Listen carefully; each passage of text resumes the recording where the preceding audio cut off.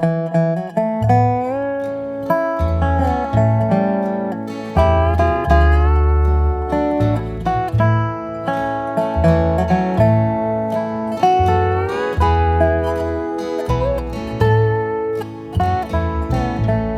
minister had just closed revival in a huge Midwestern city.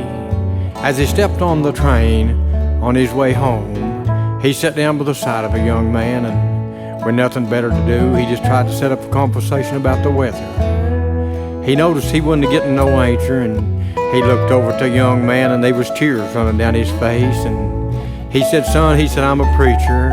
He said, "I'd be glad to help you in just any way that I could." The young man, through his tears, proceeded to tell the story. He said, "Preacher," he said, "back home," he said, "I got so mean," he said, "I even struck my daddy." He said he called me in one day, and he said, "Son," he said, "you're going to have to leave home." He said, "For you're breaking your mother's heart." He said, "Preacher, for the last 2 years," he said, "I've wandered all over this old country. And just about 2 weeks ago," he said, "the Lord gloriously saved me." He said, "I'm on my way home."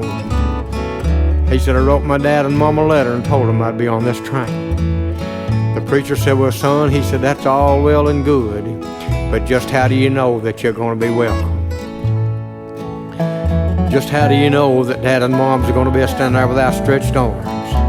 He said, "Preacher," he said, "we lived on the side of this old railroad track in a little old white house." He said, "all of my life." He said, "Out back of the house there's an old big apple tree, and he said, I told my dad if I'd welcome home, just to hang a little white rag up on top of that apple tree, and he said that way I'd know if I'd welcome to get off the train." And he said, "Preacher, we're almost there, and we're getting closer and closer." And he said, "I just can't bear to look." He said, "Would you look for me?"